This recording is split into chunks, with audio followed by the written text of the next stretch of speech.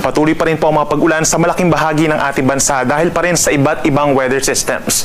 Kung dito po sa may extreme northern Luzon, umiihip pa rin yung amihan or northeast monsoon na siyang hangin po na nanggagaling dito sa may mainland Asia, may dalang malamig na hangin at mga pag-uulan na may hina. So asahan po yung mga pag-ulan dito sa may Batanes and Babueng Group of Islands. Samantala, dito naman sa may mainland northern Luzon and central Luzon, andyan naman umiihip yung easterlies o yung mainit na hangin galing dito sa may Pacific Ocean na nagdadala lamang ng mga pulupulong mga pag-ulan or pagkidlat, pagkulog.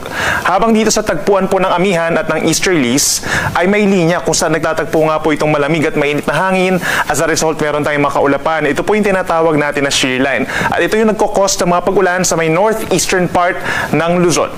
Habang dito naman po sa may Southern Luzon, Visayas and Mindanao, asahan pa rin yung epekto ng Intertropical Convergence Zone o yung linya kung saan nagtatagpo po ang hangin from the Northern Hemisphere. Ito yung easterlies at yung hangin po galing sa may Southern Hemisphere. As a result, nagkakaroon din po ng mga kaulapan at hindi rin natin inaalis yung chance na may nabubuo po ng mga weather systems kagaya po ng low pressure area at yung makakapal na mga thunderstorms.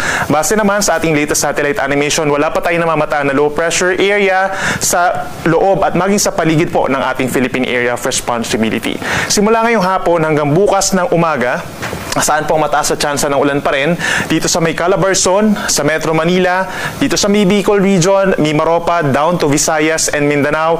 Magbaon po ng payong kung lalabas ng bahay at maging kapote na rin po kung magkaroon ng patuloy ng mga pag-ulan. Epekto po yan ng ITCZ. Habang mataas din ng tsansa ng ulan dito po sa may bahagi ng Batanes nga and Babueng Group of Islands, epekto ng amihan.